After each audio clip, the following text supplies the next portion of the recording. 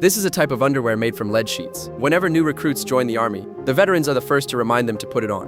Over your clothes. Fucking shit.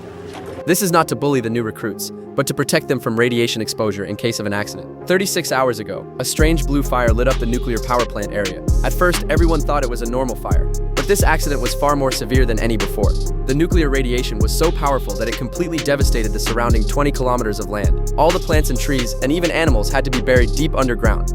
Even the surface soil had to be removed because it had absorbed massive amounts of radiation, and if not handled properly, it could contaminate the air, and rainwater could spread the radiation across the world. So wearing lead underwear was no longer just a joke among veterans.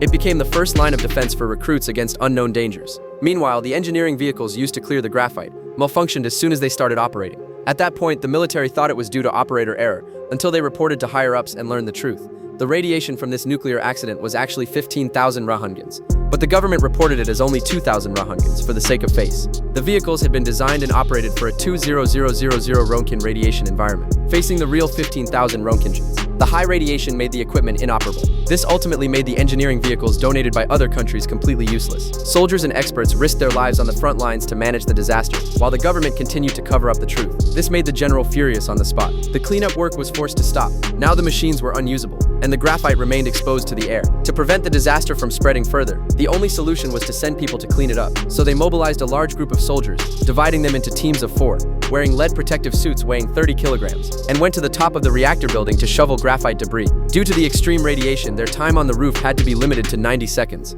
When time was up, a signal was given by striking the iron rails, and those outside quickly retreated. The next team rushed out at the same time, taking over the work from their predecessors to continue clearing. During this process, the soldiers didn't even dare to breathe deeply, because a fall or a tear in the suit could mean instant death. In this place where even machines couldn't operate, these 4,000 young soldiers, averaging just 25 years old, used their own flesh and blood to miraculously complete the mission. But their fate afterward was grim. Almost all of them spent the rest of their lives suffering from illness and pain, and almost none lived past 40. After clearing the graphite debris from the roof, the general and scientists did not dare to relax at all, because the reactor core was still burning, and it was melting downward faster than they had imagined. In about 6 to 8 weeks, the molten core would reach the groundwater, and then seep into nearby rivers, potentially contaminating the drinking water of tens of millions, not to mention crops and livestock. Their only option was to find a way to reduce the reactor's temperature. And after careful study, the best solution was to install a heat exchanger beneath the reactor. But this required digging a large hole, which involved not only the danger of radiation, but also the risk of the molten core collapsing. And the people most familiar with this work